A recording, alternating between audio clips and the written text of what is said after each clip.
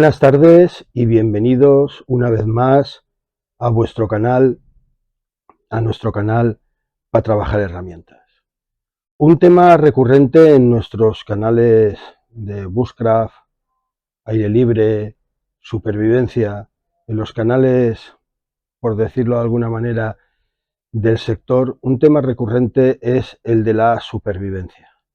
Se han realizado muchos vídeos, se han realizado muchas tertulias sobre cuál es el material adecuado para llevar a la supervivencia, ante una supervivencia, perdón, cuál es el material adecuado que colocar y situar dentro de una cosa que ya ha pasado un poco de moda, pero que en los años 80 estaba muy en boga, que era fabricarse cada uno. Bueno, habían algunas que se vendían comercialmente, pero bueno, el entretenimiento entre los jóvenes que practicábamos este deporte en los años 80, este deporte, este modo de vida, era fabricarse cada uno con los conocimientos que iba adquiriendo en aquellos manuales, en aquellos libros, porque las redes sociales ni estaban ni se les esperaban, en aquellos manuales, en aquellos libros que íbamos consiguiendo, hacer nuestros propios botes o bolsas de supervivencia. Estaba muy de moda lo de conseguir botes más o menos estancos, rodearlos de cinta americana, lo cual le daba aún más dureza al bote, y además nos proveía de bastantes metros de cinta americana, como ya hemos dicho. Pues se ha hablado mucho de todo esto y se han realizado muchas prácticas, muchos vídeos, muchas tertulias, muchos artículos de revista, y al final, a la conclusión, qué filos tenemos que llevar, qué material tenemos que llevar, cuál sería el más adecuado, no el menos adecuado, este filo sería mejor, el otro sería... Al final se llega a la conclusión de que cuando se te produce una situación de emergencia, de supervivencia, yo entiendo que de alguna manera la situación de supervivencia llega a continuación de la situación de emergencia, de alguna manera. No vamos a decir catástrofe, porque todas las situaciones de supervivencia no llegan tras una catástrofe, ¿no? No necesariamente. Pero sí de algún tipo de situación de emergencia. De esta manera lo podríamos decir. Pues es el material con el que te pilla encima. Porque tú te puedes preparar mucho lo que crees que es válido, puedes acertar en unas cosas, en otras no acertarás, pero llegado el momento, las circunstancias son las que mandan. Disculpadme un momento porque debo tener una cámara mágica, porque poco a poco ella sola se va desplazando lateralmente y me va desencuadrando. Yo no sé, algún día tendré que averiguar este misterio. Bueno, ya está centrada otra vez. Disculparme la interrupción.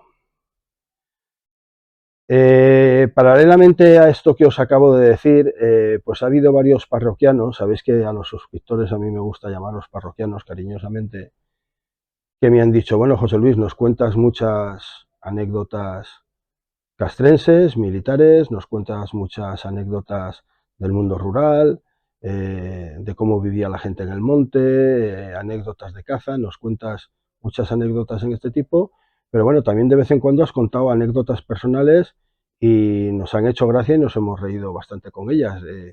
Incide un poquito más en esto, ¿no? Me lo ha dicho algún suscriptor que otro. Y bueno, y aunque intento, y ya lo sabéis, que el contenido del canal sea equilibrado, no sé lo que se puede entender por equilibrado, ¿no? Pero que la temática no vaya durante varios vídeos en el mismo sentido, porque haya gente que le gusta unos tipos de vídeos y hay otras personas que les gusta un poco otro tipo de vídeos, otro tipo de temáticas, y me gusta, hombre, pues que el canal, en la medida de lo que yo pueda y de los filos que vayáis revisando, que el canal vaya de alguna manera compaginando las temáticas. Voy a contar, al hilo de lo que estoy diciendo, una anécdota que me ocurrió a mí en primera persona. Ya lo advierto desde un principio, por si alguien dice: pues mira, no estoy para batallas del abuelo Cebolleta y este vídeo me lo salto, o salto directamente a la revisión del cuchillo.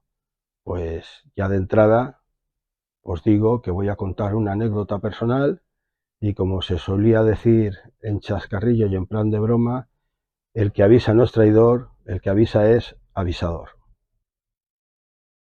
Aclarado este punto con esta entrada que hemos hecho, también habría que aclarar qué es lo de sobrevivir, ¿no? ¿A qué nos referimos exactamente con sobrevivir?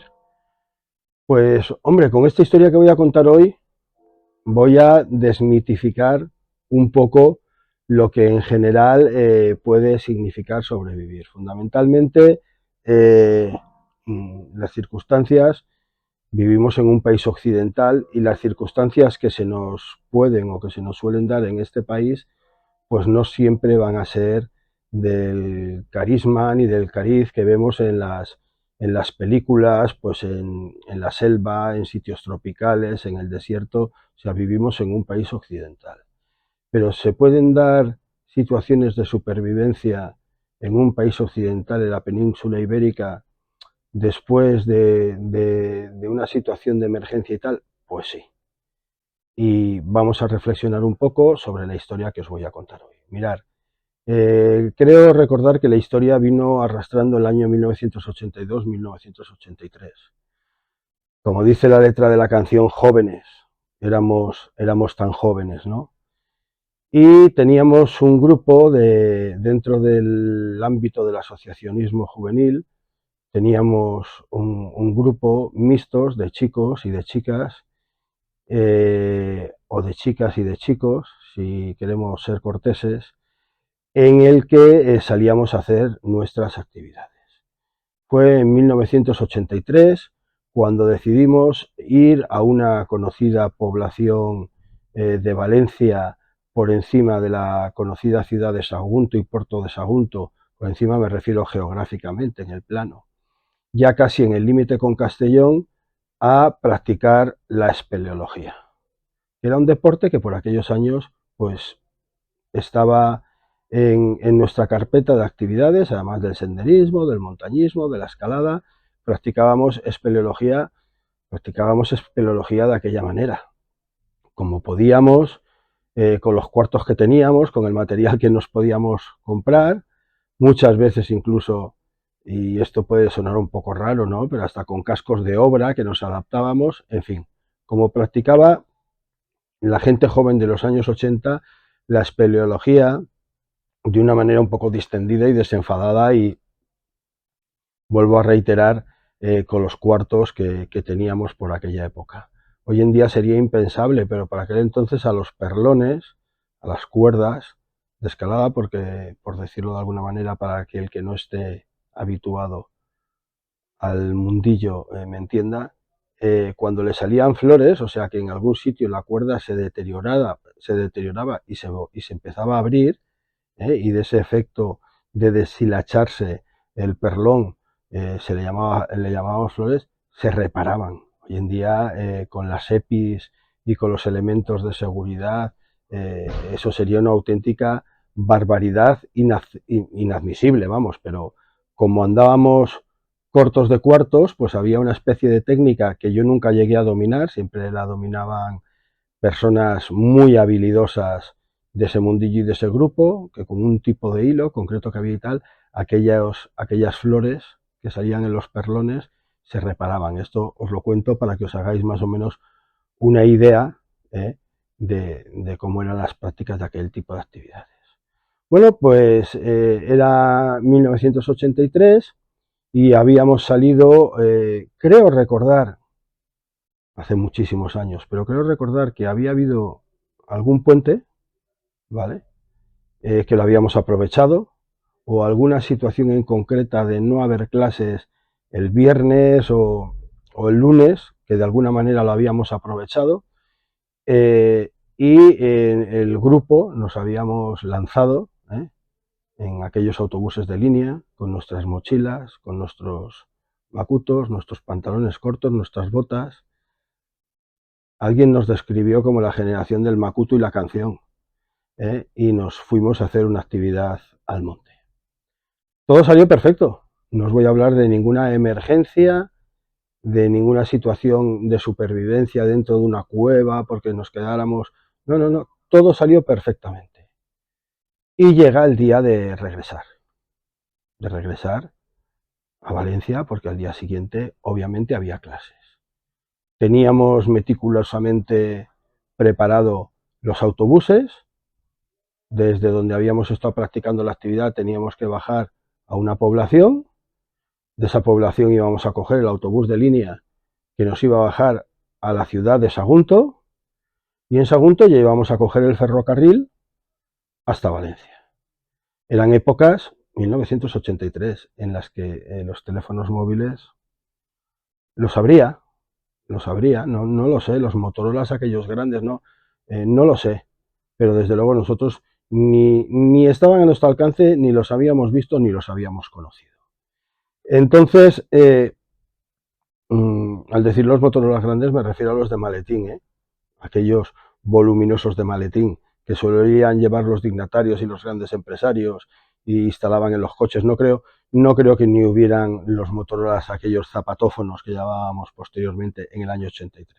Yo estoy prácticamente por decir que no existía todavía ese tipo de celular que se decía. Bueno, pues todo había salido perfecto, no había habido ningún problema. Nos plantamos en la plaza del pueblo donde paraba el autobús de línea, nuestros macutos allí agrupados, el material, los perlones, las sacas de espeleología, todo el material.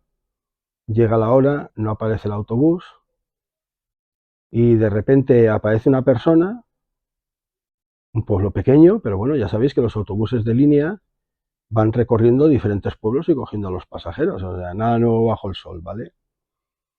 Y nos dice, chicos, ¿no estaréis esperando al autobús? Y nosotros, hombre, pues sí, estamos esperando al autobús. Dice, pues vosotros hoy no vais a coger el autobús. Lo que nosotros hoy no vamos a coger el autobús. En un principio, luego lo comentábamos posteriormente, es ese tipo de conversaciones que te alarman un poco y dices, a ver quién es este señor. Vamos a ver con quién hemos topado y qué es lo que está pasando aquí. Qué es lo que nos está queriendo decir más directa o más veladamente, ¿no? Pero no, el hombre no tenía ninguna mala intención. Dice, no sabéis nada, ¿no? Y nosotros, no, llevamos, no sé, 2, 3 días de acampada, no sabemos nada. Y dice, hay una huelga general en Sagunto y en Puerto Sagunto por el cierre de los Altos Hornos y el tren de bandas en caliente de los Altos Hornos de Sagunto. Hay una huelga general, está todo Puerto Sagunto y todo Sagunto levantado en armas. Es un auténtico desastre. Está la autovía cortada, están las carreteras cortadas, está el ferrocarril cortado, hay piquetes en todos los cruces, en todas las carreteras, los antidisturbios se están aplicando a base de bien y no esperéis que hoy pase el autobús por aquí. Y claro, yo creo que ya vais cogiendo un poco el hilo de lo que quiero decir. Todo el mundo nos miramos a la cara unos a otros y surge esa pregunta de ¿y ahora qué? Un entorno occidental, en un pueblo de la provincia de Valencia, límite con Castellón, sin ningún tipo de problemas en un principio y de repente enterarnos que el medio de transporte que estamos esperando para volver a casa ni está, ni se le espera, ni se va a presentar. Pero es más, que tampoco podemos acudir a nadie porque las carreteras están cortadas y hay piquetes en la carretera. Alguno me dirá, hombre, José Luis, eso no es una situación de supervivencia. Escucha, ¿qué es una situación de supervivencia? Depende de cómo lo veas, ¿no? Para nosotros, gente francamente joven, en aquel momento se nos hizo un mundo. ¿Cuánto iba a durar aquello? ¿Cómo se iba a resolver aquello? Ay, Dios mío, nuestros padres. Ay, que mañana hay clase. Algunos tenían evaluación, creo recordar. Había gente preocupada porque tenía controles de evaluación al día siguiente. En fin, carretera y manta. Creíamos que ahí había acabado la actividad. macutos al hombro, material al hombro, y nos dirigimos a carretera abajo, a la siguiente población, que era más grande, y nos habían dicho que ahí había unas oficinas de tren de cercanías y que también había en el mismo sitio unas oficinas de la empresa de autobuses. Allí llegamos, como era una población, tras caminar, por supuesto, en el coche de San Fernando, un rato a pie y otro andando. Llegamos a la citada población. Las oficinas, como era un pueblo que estaba lejano de la situación que estamos contando, las oficinas sí que estaban abiertas. Había ahí una señoruca detrás de un cristal, los típicos de ventanilla. Le explicamos la situación y nos dijo, no, no, no, olvidaros, ni tren de cercanías, que podéis ir más abajo al apeadero a ver si pasa alguno, pero yo os diría que ni tren de cercanías ni, ni autobús que valga. No, o sea, no os podéis hacer una idea, pero vosotros ¿dónde estabais? Nosotros estábamos de acampada.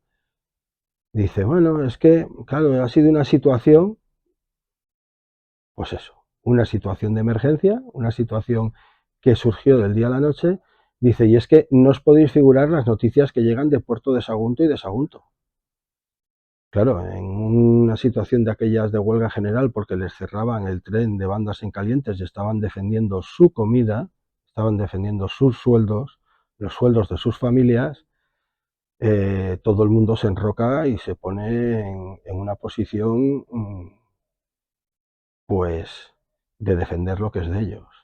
Y siempre, yo recuerdo por aquellas épocas, que la gente del metal, ¿vale? Se les llamaba así, la gente de, de aquellos sectores laborales, era gente bastante bragada y gente bastante dura.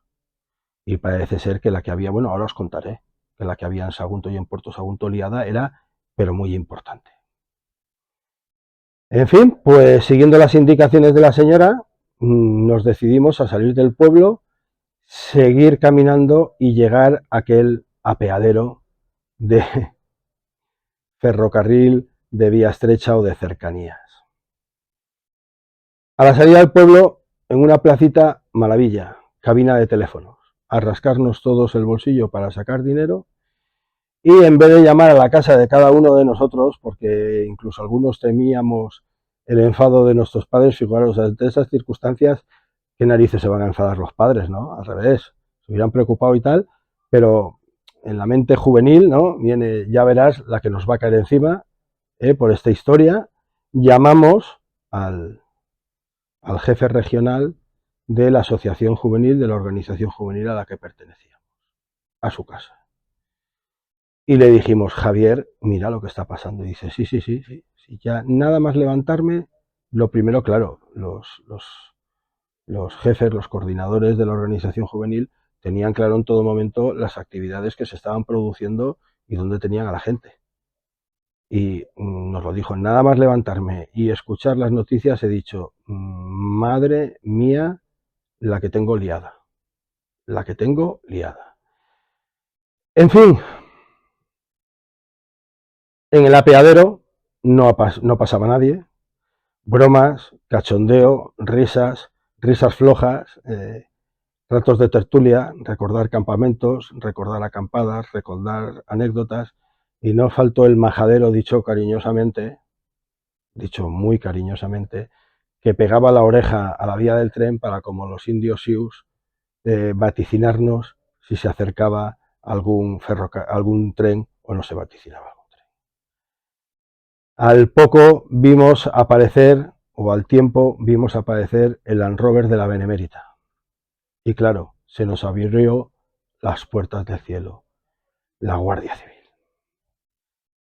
Paró el todoterreno, bajaron los guardias, se nos quedaron mirando y nos dijeron, muchachos, ¿qué pasa? ¿Qué hacéis aquí? Y claro, le explicamos la situación. Y los guardias nos lo dijeron, en otra situación diferente, podríamos haber hecho algún tipo de gestión para ayudaros. ¿Habéis avisado yo a casa? Sí, sí, ya hemos avisado, ya están avisando a casa y tal.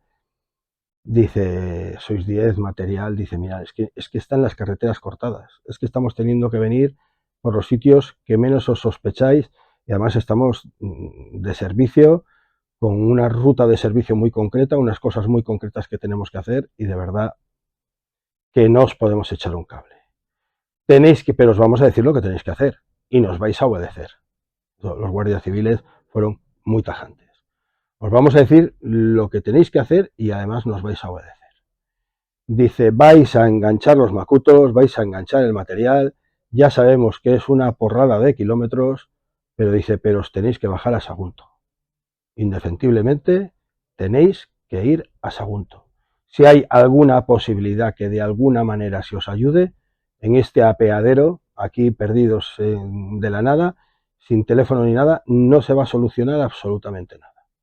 Tenéis que bajaros a Sagunto, y si una vez en Sagunto no se os soluciona nada, pues os tendréis que acercar a la comisaría más cercana de Sagunto, a ver si de alguna manera se os puede gestionar algún tipo de cosa o de situación. No recuerdo si por aquel entonces era Comisaría de Policía Nacional de Sagunto o Cuartel de la Guardia Civil. No recuerdo las indicaciones, el año 83, no recuerdo las indicaciones que nos hicieron. Bueno, pues figuraros, por la carreterita, porque aquello no lo habíamos preparado, probablemente habrían caminos de huerta, tal, que llegaran a Sagunto, pero no lo teníamos preparado, no lo conocíamos, por la carretera, chano, hasta Sagunto. Madre del amor hermoso lo que nos encontramos al llegar a Sagunto. Al llegar a Sagunto nos encontramos, a ver, no quiero ser muy exagerado. Quizás visto desde los ojos de unas personas jovencitas como éramos por aquel entonces, lo vimos desde una perspectiva más sobredimensionada, ¿no? Pero aquello nos pareció una población en guerra. Una población, porque ya veníamos por la carretera, íbamos viendo piquetes, nos íbamos ladeando, nos pasábamos a otra lateral, nos íbamos a otra porque íbamos viendo piquetes de gente con pancartas, con neumáticos atravesados a mitad de la carretera ardiendo, y claro, eso para gente joven pues nos impresionaba, ¿no? Estábamos siguiendo a rajatabla las directrices que nos había marcado la Guardia Civil, y queríamos llegar a Sagunto, y en concreto a la estación de ferrocarril de Sagunto. Ya cuando nos estábamos acercando a Sagunto salió el primer comentario de índole supervivencia, entre comillas. ¿Cuánto dinero os queda? Pues a la mayoría, chavales jóvenes, nos quedaba el dinero del billete del autobús de vuelta. Del autobús y del tren de vuelta. O sea, habíamos fundido el dinero que se nos daba en casa, como es lógico, y llevábamos calculado el dinero del billete de primer autobús y luego de tren de vuelta a Valencia, y a lo mejor unos cuartos más para una Coca-Cola, pero no llevábamos más. ¿Y cómo vamos de comida? Pues todos, esto era así cuando organizábamos una actividad, cuando organizábamos una marcha, una acampada. ¿Cómo se estropearía luego el término de la palabra marcha? En nuestra época, cuando decíamos que nos íbamos de marcha, es que nos íbamos de acampada, íbamos a realizar una marcha por el monte. Pues calculábamos los menús, de alguna manera, ¿no? Porque encima no existían los tipos de comidas tan modernas que hay hoy en día para las prácticas de este deporte y tal. Íbamos tirando de fabada asturiana, de una conocidísima marca que a todos nos gustaba mucho, de latas de albóndigas, de embutido, de pan. Ya a esas alturas el pan parecía, yo qué sé, mantequilla, ¿no? Se doblaba totalmente, pues no nos queda comida. Hemos fundido la comida.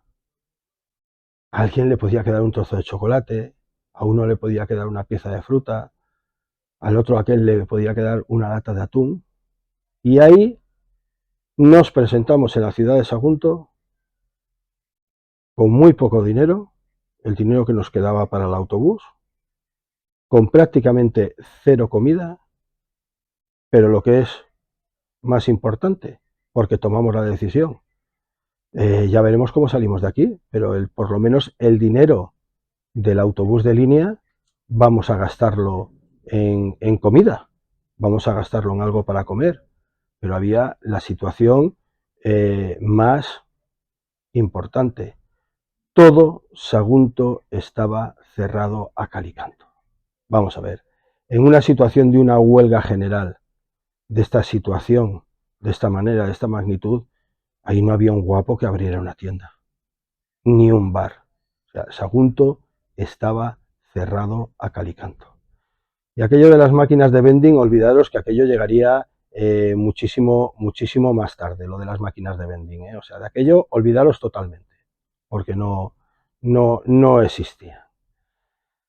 Claro, la situación de angustia, de congoja, empezó a invadirnos. Bueno, vamos a buscar una cabina y vamos a llamar otra vez al responsable, a ver si ya ha hablado con nuestros padres y a ver un poco cómo está el tema. Yo no sé si a este punto de la historia ya hemos meditado suficiente. En mitad de una ciudad, sin dinero, sin comida y con prácticamente nula capacidad de adquirir y comprar comida. ¿Es una situación de supervivencia? Yo diría que de alguna manera sí. Por una circunstancia de emergencia surge una situación de supervivencia. Todo lo que llevábamos en los macutos, que las teorías estaban muy bien, las charlas que nos daban estaban muy bien, los libros que nos comprábamos, todo lo que llevábamos, absolutamente todo, para una situación de supervivencia, no nos servía absolutamente de nada. Y además, como era la época en la que se llevaban libremente los machetes, los recuerdo, las acampadas, todavía no había aquellos problemas que hay hoy en día, llevábamos nuestros machetes, nuestras navajas y tal. En la primera llamada al responsable de la organización nos dijo, por favor, en lo más profundo de la mochila, en lo más inaccesible de la mochila, el que lleve machete o el que lleve navaja que vaya ahí guardado. O sea, no quiero que bajo ningún concepto, en esta circunstancia, y yo creo que con muy buen criterio, nadie os vea manipular una navaja, ni que os vea manipular un machete para cortar una mísera barra de pan.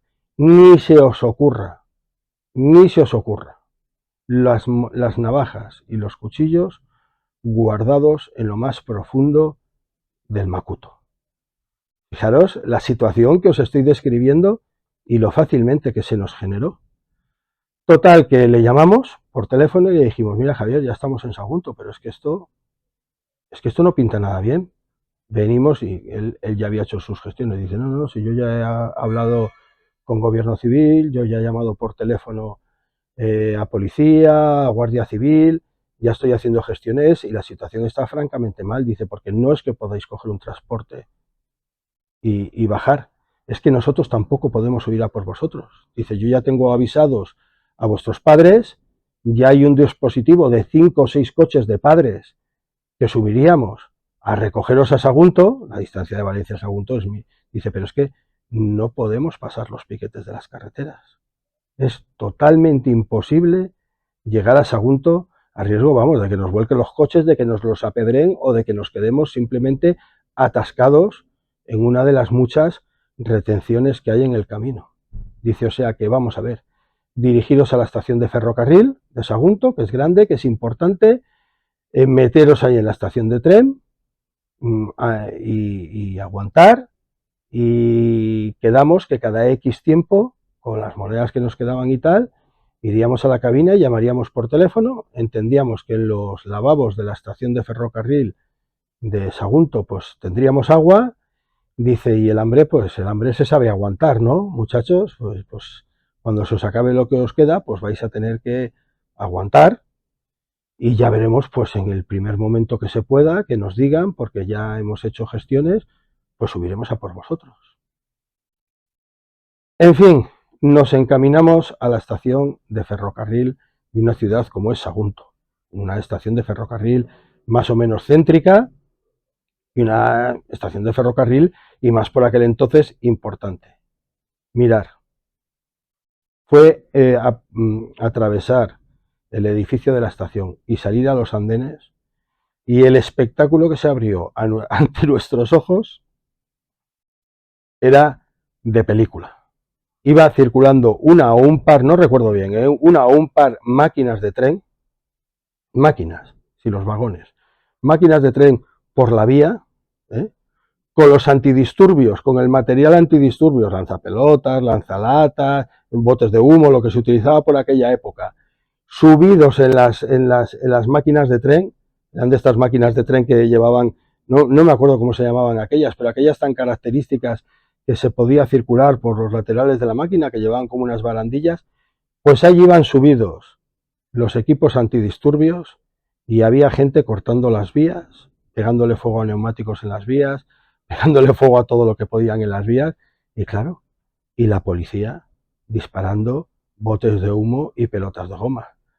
Inmediatamente, ojipláticos, vuelta para atrás y atrincherarnos dentro del edificio de la estación de ferrocarril. Hay que decir que un par de operarios que había allí, las ventanillas, es que estaban cerradas hasta las ventanillas de la estación. Y allí se acercó un señor a hablar con nosotros que ni llevaba uniforme de Renfe ni nada, porque por aquel entonces llevaban pues no un uniforme así con el concepto de uniforme militar, pero yo recuerdo que llevaban unas chaquetas, unas corbatas, o sea, se distinguía al personal, a los factores, a la gente de las taquillas de Renfe, se les distinguía. Se nos acercó un señor que pues que estaría un poco al cargo de lo que pasara en la estación, pero alguien le habría aconsejado vete con unos vaqueros, una camisa y unas zapatillas, no se te ocurra porque van a pensar que estás trabajando y te puedes ver metido en un problema, es una huelga general. Se nos acercó, chavales, ¿qué pasa? Tal y que cual, vais a estar aquí en la estación, por favor, respetar las instalaciones. Le explicamos lo que nos estaba pasando y dice, por lo que sabemos la gente de aquí, esta tarde no vais a salir de aquí, esta noche no vais a salir de aquí y no creemos que mañana vayáis a salir de aquí. La situación se va a tensar y mucho.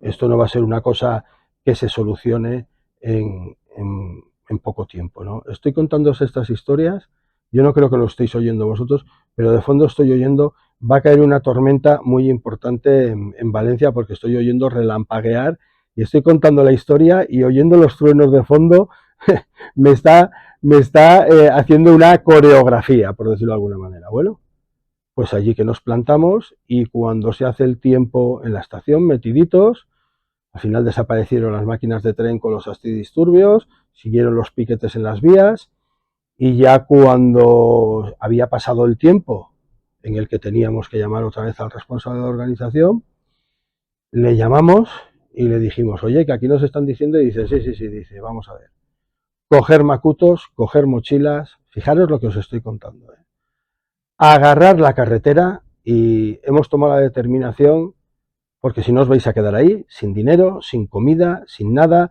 se va a echar la noche encima, probablemente por la noche no os van a hacer nada porque sois chavales y son trabajadores decentes y honrados, o sea, no os van a hacer nada, pero no es grato que paséis la noche metidos en todos aquellos follones, entre cargas y tal y que cual, coger las mochilas y por la misma autovía, por la misma autovía, nada de carreteras, por la misma autovía, caminar para Valencia. Por favor, cuando veáis los piquetes, ladearlos. No, si alguien os dice algo, no entréis en ningún tipo de confrontación. Os hacéis los tontos, decís que estabais de acampada y que os ha pillado la situación. No es normal que se metan con vosotros, no os van a decir nada. Y si en algún momento veis que en algún tramo se reanuda el tráfico, pues chicos, hacer autostop. Así, tal y como os lo estoy contando. Hacer autostop porque también nos han avisado de que si nosotros subimos con los padres con unos coches, a lo mejor llegamos a vuestra altura, pero nos quedamos todos allí, porque no vamos a tener lugar en la autovía donde dar la vuelta. Nos vamos a quedar allí. Entonces, vamos a ver si os ponéis por el sentido contrario de la marcha de la autovía, o sea, dirección a Valencia, y si hay algo de suerte. Efectivamente, salimos de la ciudad de Sagunto, efectivamente nos cruzamos con muchísimos piquetes, neumáticos ardiendo, carreteras cortadas. Efectivamente, el trato de los piquetes hacia nosotros fue totalmente impecable, pero impecable, nadie nos dijo absolutamente nada. Es más, algunas personas de los piquetes nos decían, ¿pero qué os pasa? Pues mire, es que nos pasa esto y tal. oye, pues ya lo sentimos, pero entender, estamos defendiendo lo nuestro, tal y que cual. O sea, que hubo hasta intento por la parte de ellos de que empáticamente entendiéramos la situación en la que ellos estaban. Nadie se metió con nosotros, nadie nos dijo nada y de repente pues llegó ese punto que ellos ya dejaron de tener piquetes, fuimos avanzando andando por la autovía, allí no aparecían coches y de repente pues de los típicos coches de las poblaciones de después de Sagunto, pues que encontraban las maneras de salir a la autovía, empezaron a cuentagotas a aparecer algunos vehículos. Todos nosotros haciendo dedo, la mayoría de los vehículos no paraban, pero de repente empezaron a parar algunos coches. ¿Qué os pasa? Pues mire, qué tal y qué cual. Venga, yo me bajo 2 a Valencia. Venga, yo me bajo 3 a Valencia. Nosotros muy caballeros y muy galantes, lo primero que hicimos es en los primeros coches subir a las chicas de, del grupo. Alguna que otra se enfadó y se mosqueó porque no quería trato diferencial y lo entendemos, pero les pedimos por favor que se bajaran ellas primero, ¿vale? Hubo una compañera que se negó en rotundo, dijo que ella bajaba en el último coche y por supuesto se respetó porque éramos amigos, éramos gente joven y así hasta que los últimos conseguimos, yo fui de los últimos que bajé a Valencia en uno de aquellos coches haciendo dedo. Claro, lo que nos comentaba la persona que nos llevaba en el coche, pero hombre, muchachos, ¿no sabíais que esto podía? Pues no teníamos ni idea, pues una acampada, 3 días, ahí casi en el límite de Teruel con Castellón, nosotros no veníamos aquí a Sagunto, el tema de Sagunto era el transporte, bueno, pues venga, a ver, venga, ya que os bajo en qué sitio de Valencia os viene bien, pues miren, en tal sitio tenemos el centro de la organización juvenil, bueno, pues venga, os acerco, tal, y cuando llegamos, aquello parecía bienvenido Mr. Marshall. Ahora haré un comentario sobre el autostop, que no se me olvide. Aquello parecía bienvenido Mr. Marshall, todo. Llegamos ya de noche a Valencia, desde primera hora de la mañana. Todos aquellos nuestros temores de las broncas familiares que nos iban a caer, tal y que cual, aquello se desvaneció totalmente. La organización hizo un artículo de prensa que mandó a los periódicos de aquí, de la Comunidad Valenciana de Valencia, y salió un artículo sobre los chavales que se habían quedado, unos artículos pequeñitos, pero salió en prensa sobre los chavales que se habían quedado en mitad de la huelga general atrapados y todo terminó felizmente bien. De no haber sido capaces de salir de la ciudad de Sagunto, por las circunstancias que fueran, porque la cosa hubiera estado mucho más elevada aún de tono y nos hubieran aconsejado que bajo ningún momento nos moviéramos, bajo ningún concepto nos moviéramos de la estación de ferrocarril o lo que fuera, ¿vale? Nos hubiéramos visto en una situación de supervivencia, en un medio hostil, encerrados en unas instalaciones, sin comida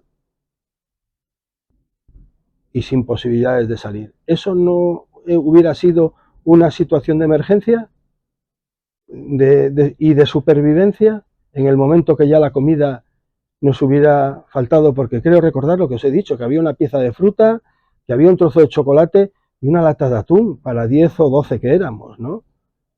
Pues nosotros, con nuestra mentalidad de aquella época y siendo jóvenes, lo vimos así. Puede que muchos de los que me estéis escuchando ahora me digan, valiente tontería, eso no es una situación de supervivencia, ¿vale? Entendamos que estoy poniendo un ejemplo plausible, un ejemplo posible de una situación que a nosotros se nos dio, por la que muchas veces no sabemos la situación de supervivencia. Hoy en día la gente habla en plan de broma de si viniera el apocalipsis zombie y los cuchillos matazombies, ¿no? Pues me parece que la historia que yo estoy contando hoy es bastante más real, bastante más posible y bastante más plausible y se pudo solucionar. El material que llevábamos en los macutos, que nos encantaba hacernos aquellas sacas de supervivencia, los filos que llevábamos por aquella época, que ya os podéis figurar qué filos llevaríamos la gente joven, no nos hubieran servido de nada, y es más, los filos, por las circunstancias, se convertían en un impedimento lejos de una ayuda, y hubo que esconderlos, y bien escondidos. Quería decir que iba a hacer sobre lo del autostop. Hoy en día el autostop es impensable. Yo ya creo que muy poca gente practica autostop. Aquí en Valencia, por lo menos aquí en Valencia, la Comunidad Valenciana, hubo un antes y un después del tristemente conocido caso Alcácer, el terrible, el dantesco, el criminal caso Alcácer, de las niñas de Alcácer, y os puedo asegurar que a partir de aquel momento aquí ya nadie practicó autostop. O sea, lección aprendida. Pero anteriormente, aquí años después, a este terrible caso Alcácer, la gente sí que hacía autostop. Y sobre todo nosotros los mochileros hacíamos autostop con cierta normalidad. Mira, habían dos cosas que se llevaban. Una era el carné de la REA, que te daban también un librito. Todos los años cuando te sacabas el carné de la REA te daban un librito. Para los que no lo sepáis, porque no sois de mi generación, la REA era la red de albergues, ¿vale? Donde te venía y con tu carné, bajo un coste muy, muy bajo, te podías hospedar en la red de albergues que tenía Cultura, una red de albergues en el Departamento Juvenil de Cultura, y luego el carné de autostopista. Había un carnet, recuerdo perfectamente, es que yo lo tuve, un carnet de autostopista que yo no sé quién narices gestionaba aquello, pero que tú solicitabas el carnet de autostopista, te metían en un archivo, en un fichero, te daban tu carnet para que a la persona a la que subías el coche le enseñaras el carnet y que de alguna manera viera que eras una persona de bien controlada y que no había ningún problema. Todo aquello se acabó. Igual que se acabó la REA y los carnets de la REA, de alberguistas, ¿vale? Pero bueno, eso es otra historia. Todo aquello se acabó a raíz de aquella terrible y dantesca historia de aquel crimen inenarrable, ¿de acuerdo? Entonces, bueno, pues esta historia de hoy, ahora pasaremos a revisar un cuchillo muy válido para la supervivencia, pero que en este caso no nos hubiera servido absolutamente de nada y hubiera ido también al fondo del macuto. Yo creo que esto es una vuelta de tuerca, ¿vale? Es piensa en lo que te he contado, dale una vuelta a lo que te he contado y piensa pues que las situaciones de emergencia y de supervivencia, entre comillas, nunca sabes bien cuándo te van a llegar ni de la manera que te van a llegar. Os aseguro que nosotros en aquella mentalidad juvenil competíamos luego por las noches, en las acampadas, a la hora de comer, en los ratos de asueto, cuando ya no estábamos haciendo pues espeleología, montañismo y tal, sacábamos nuestros botes de supervivencia, nuestras sacas de supervivencia, discutíamos sobre la versatilidad del bote o de la lata, el que tenía pegado el espejo dentro de la tapa del bote para hacer señales, los anzuelos, las gasas, todo lo que llevábamos, las recién aparecidas pastillas Paz Fuego, y doy la marca porque era la más conocida por aquel entonces, y sin embargo, cuando se nos dio verdaderamente una circunstancia de emergencia, pues todo aquello no nos sirvió absolutamente de nada. Pasamos a hacer la revisión del cuchillo.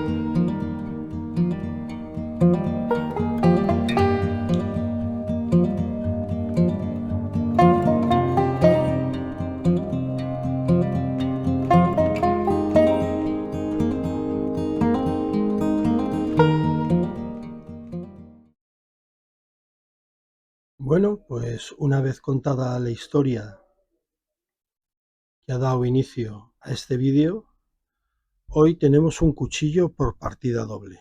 No sé que es un poco novedoso, salvo el vídeo de los cuchillos Capitán Villegas y el último del homenaje al GAR de la Guardia Civil. Suelo revisar los cuchillos de uno en uno. Pero este vídeo de hoy conlleva o merece que se revisen dos cuchillos a la vez.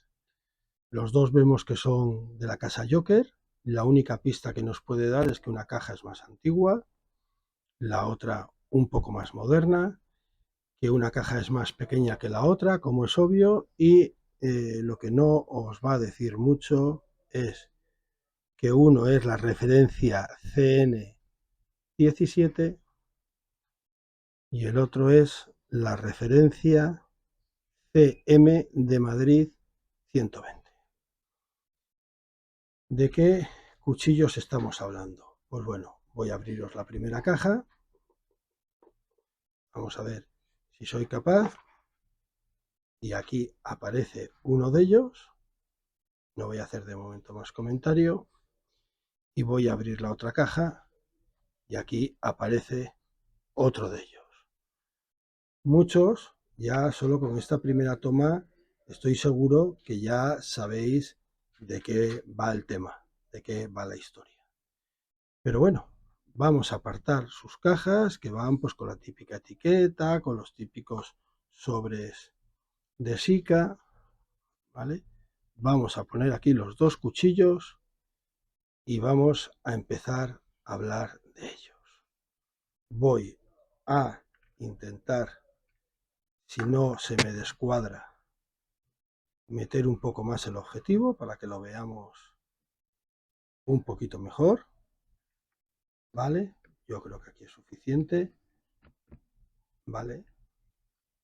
Y efectivamente, estamos hablando del cuchillo Pantera de Joker y el cuchillo Bushcrafter de Joker. El cuchillo Pantera apareció con vocación de cuchillo de caza y es un veterano de la cuchillería española.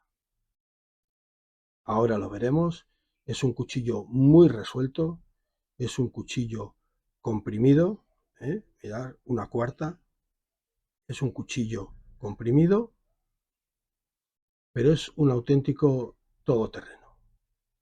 Es un cuchillo muy versátil y muy práctico. ¿Qué es el Bushcrafter de Joker? Que todavía lo tengo en la funda y no vemos el cuchillo.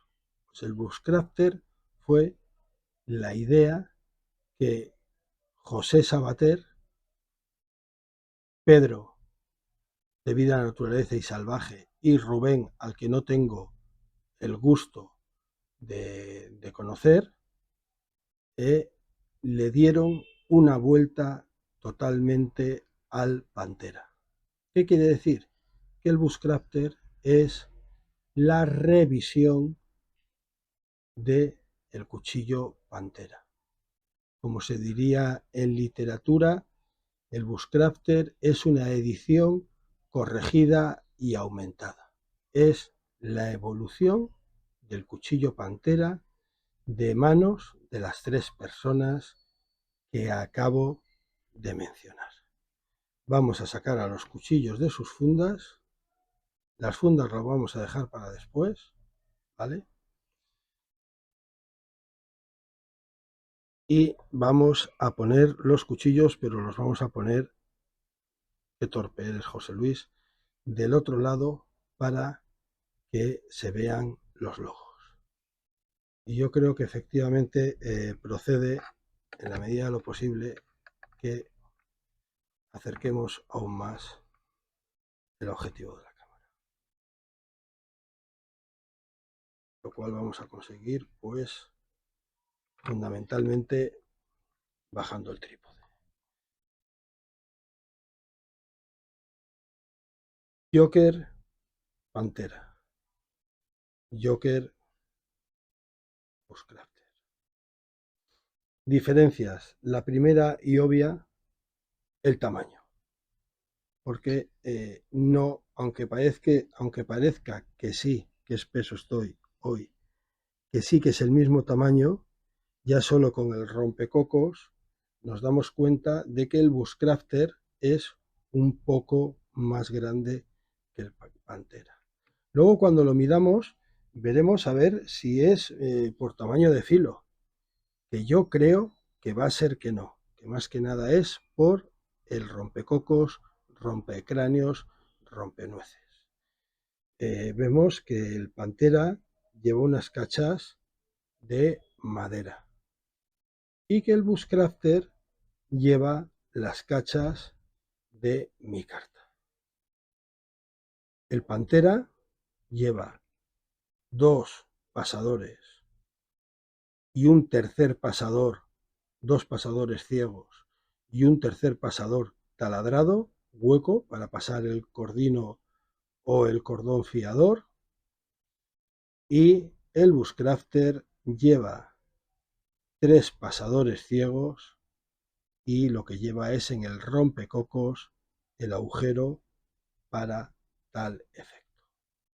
Los dos son vaciados planos con microbisel. Los dos tienen caída drop point, como podéis ver, pero el Pantera no tiene cremallera y el Bushcrafter tiene una cremallera en la parte superior y una cremallera en la parte inferior del cabo por el interior de la misma, por el embés, por donde empuñan los dedos en el embés de la mano. ¿Qué diferencia a simple vista se ve? Pues a simple vista lo que se ve es el trabajo ergonómico sobre el mango, el cabo del Bushcrafter. Muchas veces nos equivocamos y tendemos a pensar que el hacer una revisión ergonómica de un cuchillo, ¿vale? O sea, evolucionarlo, necesariamente tiene que ir unido, por ejemplo, en el agarre, en las cachas, en el cabo del cuchillo, necesariamente tiene que ir unido a la disminución del tamaño del cabo o del grosor de las cachas o del mango del cuchillo. Y para nada tiene que ser por eso necesario. A lo mejor es justamente todo lo contrario. A lo mejor en las revisiones, como es el caso en el que le pasa al Bushcrafter, se busca un cabo, ¿vale? Unas cachas, un mango del cuchillo que tenga más volumen para que la mano coja mejor. Luego, pues se trabajan las formas y las líneas de ergonometría, de agarre del cuchillo, que aunque en un principio puedan parecer que son las mismas, no lo son. Vemos que el Bushcrafter lleva unos liners rojos, ¿de acuerdo? Que le da una sensación muy bonita con la micarta negra, y vemos que el Pantera lleva unos separadores, liners, asentadores muy bonitos en bicolor, ¿vale? Que es una especie de blanco agrisado, ¿eh? Y a continuación negros. Le dan un aspecto muy, muy bonito al cuchillo. La diferencia obvia que ya hemos comentado de la diferencia en situación de los agujeros para el paracord, para el cordino, en definitiva, para el cordón fiador. Ambos tienen recazo, pero nos encontramos ambos. La parte final del recazo se convierte en una protuberancia que intenta hacer las funciones de gavilán, o sea, el recazo en su parte inferior se convierte en una especie de guarda en ambos, aprovechando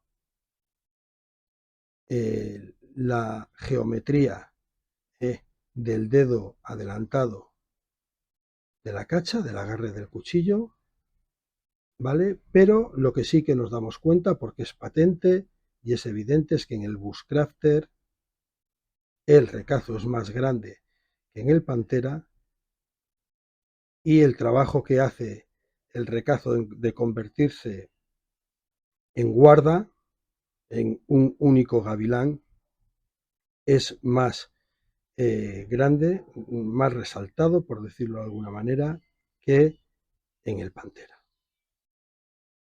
En ambos va troquelado, va grabado el tipo de acero y en los dos exactamente igual va el logo de Joker, ¿vale?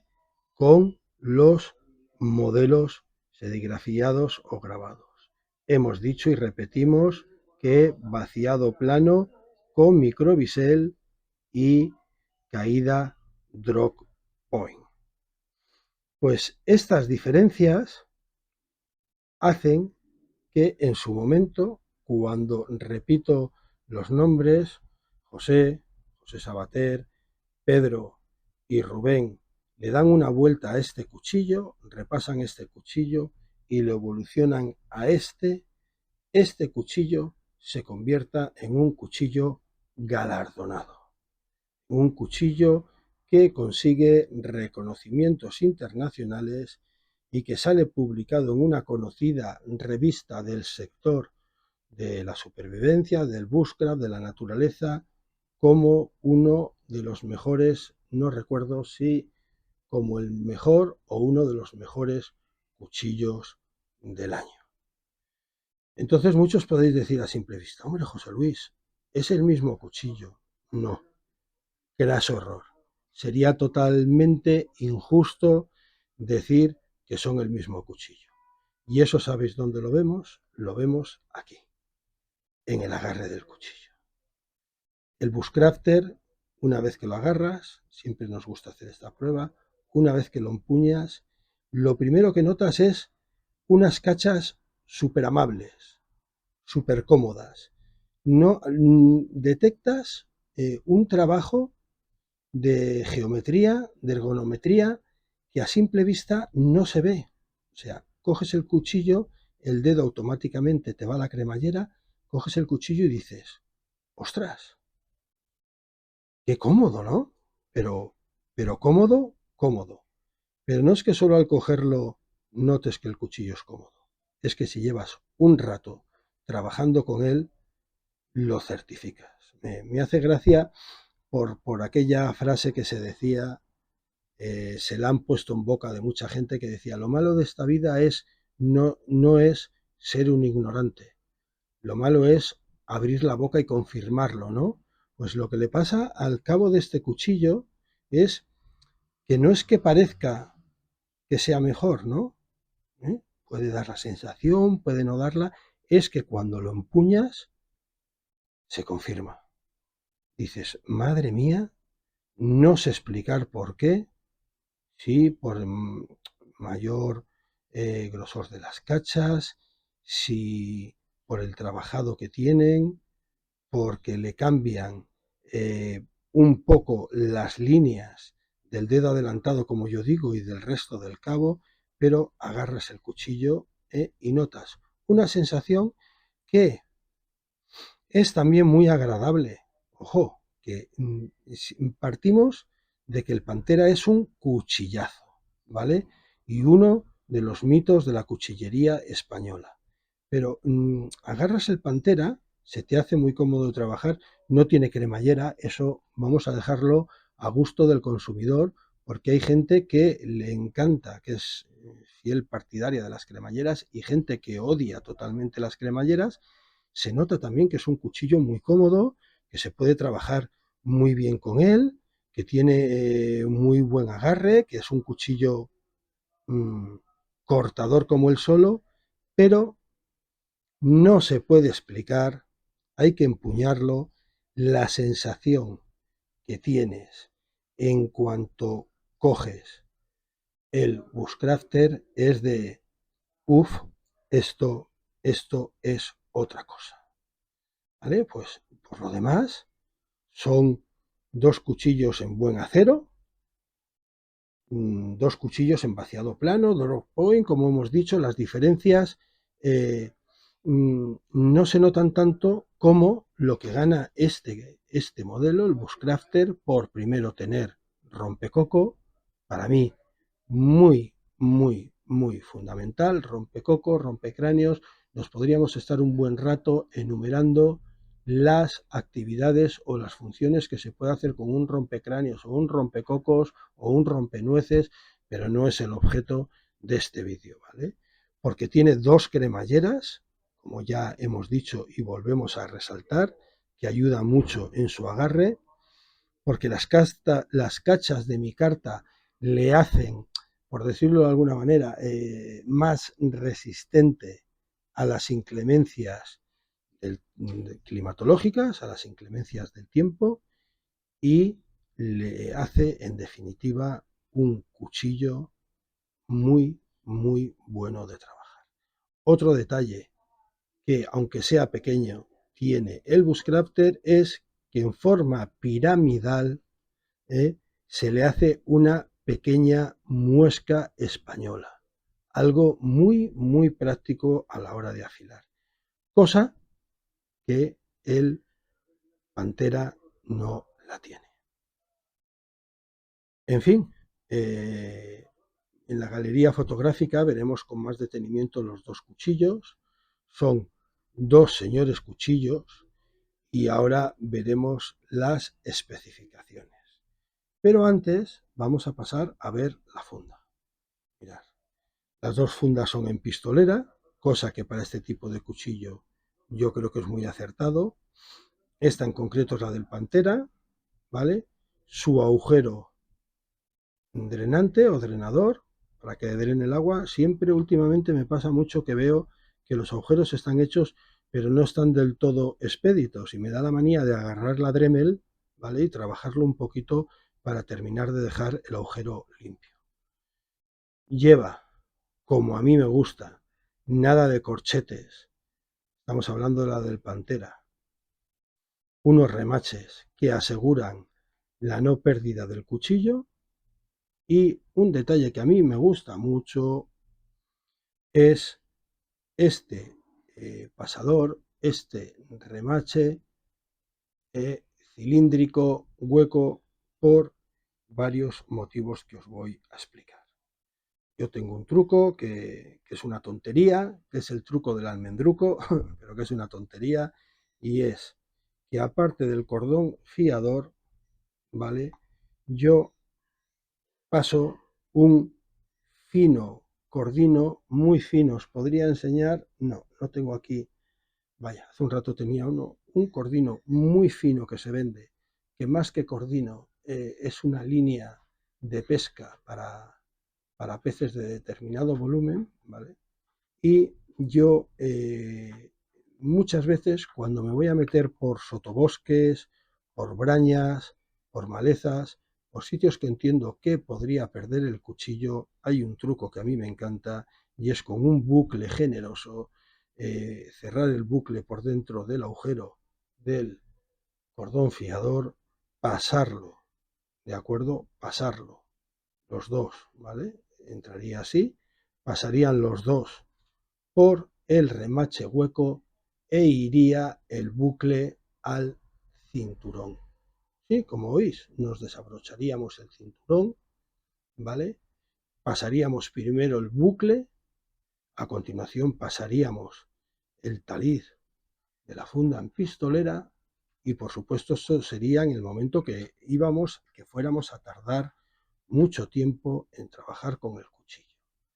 Fuéramos a atravesar, pues después de un incendio, estas zonas de romeros tan altas que se forman, que pueden ser del tamaño hasta de una persona, que fuéramos a meternos en brañas, en sotobosques, sitios donde entendemos que el cuchillo, por el tipo de funda de pistolera, de alguna manera se pudiera perder. Entendéis que si va atado en un bucle, va pasado por aquí el bucle y el bucle va al cinturón, ya es un seguro que hace que indefectiblemente el cuchillo no se pueda perder de ninguna manera. Otra forma más sencilla de hacerlo, ¿vale? Es pasar directamente el cordón fiador al cinturón del pantalón. Yo, desde luego, soy fiel partidario de los remaches, creo que ya lo he dicho muchas veces, y cuando los cuchillos llevan corchetes, suelo condenarlos, suelo soldarlos con un conocido pegamento de una conocida marca, que no voy a mencionar, porque no será el primero o el último que con gran disgusto pierde un cuchillo. Baquetilla marrón con una buena costilla. Y pasamos a la funda del Bushcrafter. Y vemos que el Bushcrafter tiene también una funda en pistolera. Me gusta, han optado otra vez por remaches en vez de corchetes. ¿Y dónde van los corchetes? Pues los corchetes van en el porte bajo. El cuchillo tiene para un porte, perdón, que lo estaba sacando de cámara. El cuchillo tiene para un porte alto, para un cinturón somero. Tiene para un porte bajo, desatando los corchetes. Yo los cuchillos los suelo llevar en la mochila, pero bueno. Estos corchetes, en mi caso, probablemente dentro de poco los pegaré y los cerraré con Loctite, porque además va condenado, ¿vale? El bucle de piel, la trebilla, va condenada, o sea que no tiene tampoco la posibilidad de sacar la pieza y que te quedara solo con la anilla y el talid. Entonces yo, ante el miedo a perderlo, yo creo que los voy a condenar, ¿vale? Porque además la anilla hay que buscarle la posición, pero la anilla se abre. A ver qué torpe eres, José Luis. Bueno, os prometo que la anilla se abre. Lleva aquí, lo veis perfectamente, el eje. No quiero hacer el bruto, como me ha pasado en otros vídeos. Lleva aquí el eje de giro y entonces esta anilla... Ah, perdón. Oh, bruto, llamármelo con ganas. ¿Veis por qué no quería hacer el genízaro? Se abre y sí que puedes quedarte con la funda solo con el talid en pistolera, como si fuera la de el Pantera. ¿En qué gana? Pues que tiene 3 pasadores huecos en vez de solo uno como el Pantera, y que es una funda pues de aspecto pues un poquito más moderno, tapa un poquito más el cuchillo. Y os voy a decir una cosa, ventaja de tener los dos modelos, ¿vale? No me da comisión la casa Joker, os aseguro que no me da comisión la casa Joker. Pero ventaja de tener los dos modelos, pues que el porte bajo lo puedes compartir tanto con un cuchillo como con otro. No es del mismo color, José Luis, el uno es negro y el otro es marrón. Chicos, no nos pongamos tiquismiquis, ¿no? O también elegimos el cinturón a juego con la funda, no, estoy seguro de que no, ¿vale? Entonces, esa es una de las ventajas que tiene tener el Pantera y su evolución, que es el Bushcrafter. Yo sinceramente es que, me vais a perdonar, no me cuesta tanto desabrocharme el cinturón. Yo soy un maniático de los cinturones, me encantan los cinturones de 2 pasadores, ¿vale? Los cinturones de billas, que en vez de un pasador tiene 2 pasadores, de un cuero robusto, me encanta, incluso tengo un modelo que se lo encargué aposta a un guarnicionero para que fuera más ancho el cuero, tengo varios modelos, y a mí la verdad es que prefiero con ese super pegamento condenar los corchetes y yo ponerme y quitarme, perdón, que estoy desenfocando, ponerme y quitarme el cinturón para pasar el talid y asegurarme la no pérdida del cuchillo. Tal y como dijimos en el otro, pues en este podríamos hacer exactamente lo mismo en el Bushcrafter, ¿de acuerdo? Simplemente y sin dar más vueltas, una vez metido en el cinturón y en la funda, abrir el cinturón, pasar. Atentos que es una tontería, pero que es muy práctico, ¿eh? Pasar el cordón fiador por el cinturón, ¿vale? Y te asegura el no, es una supinez, pero te asegura el no perder el cuchillo. Y aparte que no vaya, De todas maneras, quedará un bucle, ¿vale? Pero no llevaréis el cordón fiador por ahí enganchándose en las espera un poco. ¿Qué son las espera un poco? Eso lo vi de pequeño en una película de Tarzán. ¿Os acordáis cuando en Semana Santa, los que seáis de mi generación, cuando en Semana Santa, después de comer, nos ponían las películas de Tarzán en blanco y negro? Bueno, pues las, las zarzas, las zarzas a lo bestia, que se te clavan y que te enganchan de un brazo, de la camisa, de la pierna, yo las llamo espera un poco, porque lo vi por primera vez en plan cómico en aquellas películas de Tarzán de James Weissmuller, ¿eh? O Johnny Weissmuller, que mal pronuncio el inglés.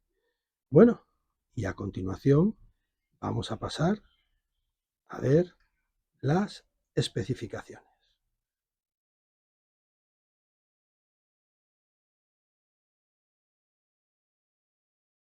Vamos a hacer una revisión mixta para que podamos hacer una comparativa más, más realista. Sabéis que siempre digo que los parámetros que vamos a marcar siempre a expensas de los que dé el fabricante, porque nuestros aparatos de medida pues no tienen la calidad de lo que ellos tienen, ¿vale?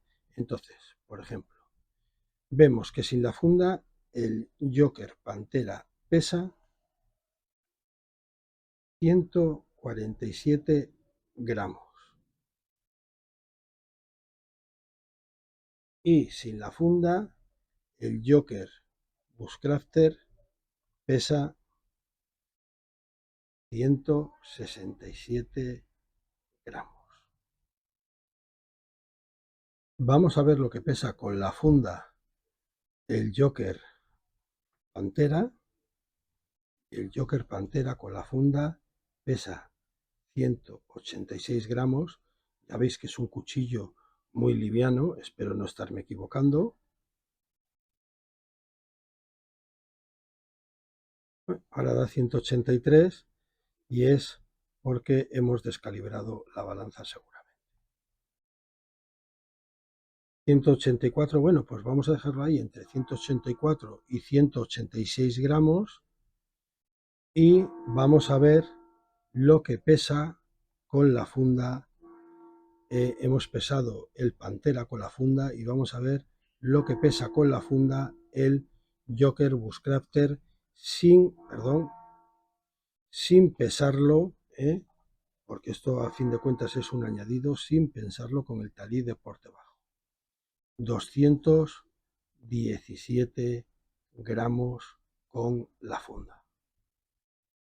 Va, para no rizar el rizo, vamos a ver si, o precisamente para rizar el rizo, vamos a ver si la báscula, la sensibilidad de la báscula lo permite. Vamos a ver lo que pesaría, pues sí, 34 gramos. Claro, hay que tener en cuenta que lleva metal y 3 remaches, 34 gramos pesaría. Y ahora viene la hora de la verdad, la hora de las medidas con el supermetro Bushcrafter, ¿vale? Bushcraft, ¿vale? En este caso Bushcrafter, para ver si realmente las medidas de uno al otro difieren mucho. Vemos que el Pantera tiene exactamente, a ver que lo haga bien, 21 centímetros. Exactamente 21 centímetros, con 10 centímetros de filo de hoja de hoja y 9,5 de filo útil. Vamos a pasar al Bushcrafter y vamos a ver que el Bushcrafter mide justo con el rompecocos lo que yo me figuraba, 22 centímetros y medio. Así, a ojo de buen cubero, a mí se me antoja que son 22 centímetros y medio.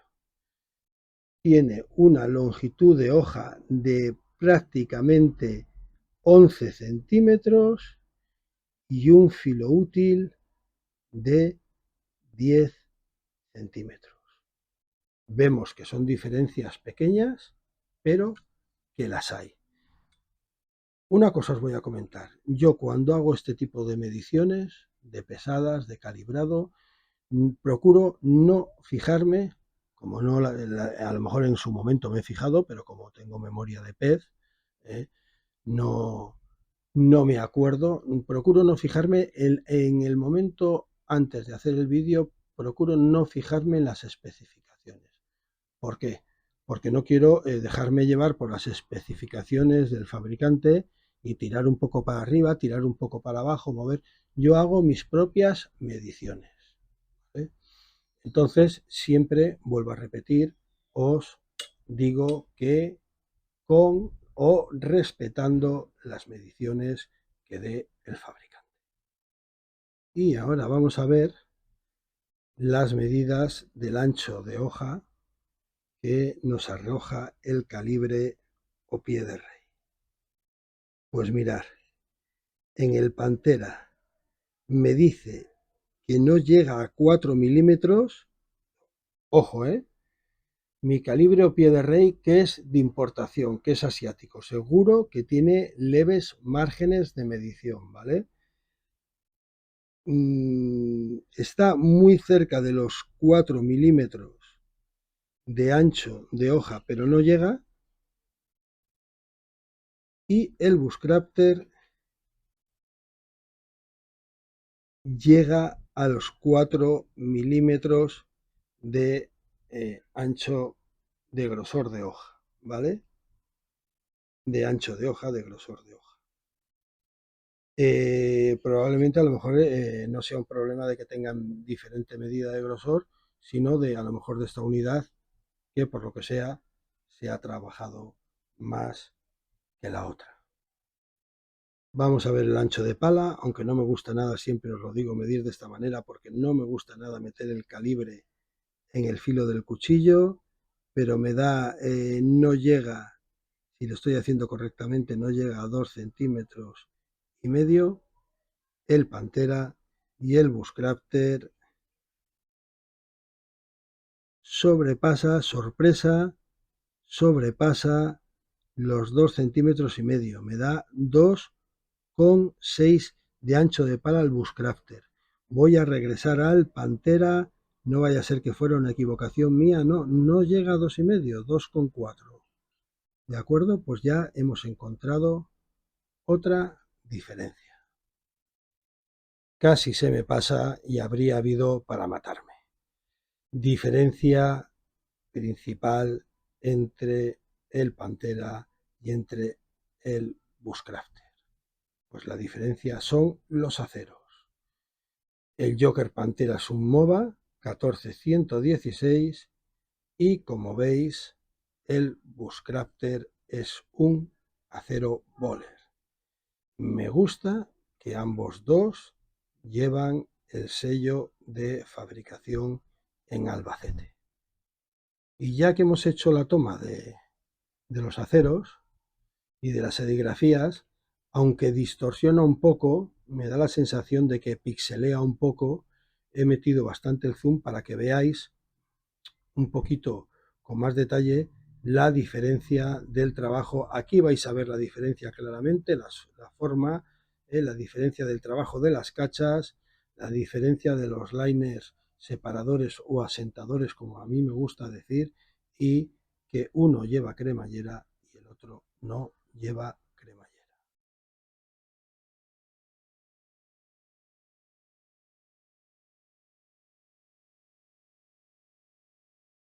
Reflexiones finales para estos cuchillos que la merecen, que la merecen. Pues mirar, para la típica actividad de acampada que por desgracia ya no se nos permite en este país, pero todavía sí que podemos acudir a los refugios y albergues de montaña y alguno hasta acercarse a Andorra. Para esas actividades de acampada, de aire libre, de pasar unos días en la naturaleza haciendo trabajos de todo tipo, desde desollar un conejo hasta picar unos ajitos para la salsa del conejo, cortar ramas de brezo o de lo que tengamos para hacer un cherokee y conservar la carne del conejo dentro que acabamos de desollar sin que nos cague la mosca, ¿no? todo ese tipo de trabajos, cortar cuerda, cortar pita, cortar paracord, cortar hilo de palomar, hacer ese arreglo que precisa la tienda de campaña, ese arreglo que precisa la mochila, trabajar unas puntas de madera. Para todo este tipo de actividad es un cuchillo fantástico, fantástico, espectacular, porque además es muy portable y es muy discreto.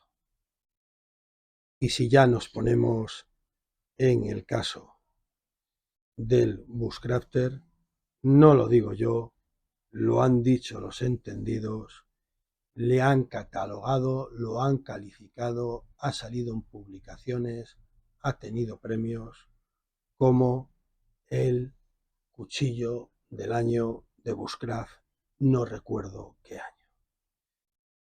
Y todo eso fue debido al trabajo de José, Pedro y Rubén, partiendo, como no podía ser de otra manera, del anterior diseño del Pantera. Sin más, vamos a pasar a ver la galería fotográfica y un poquito, como suelo hacer, de los detalles de los cuchillos.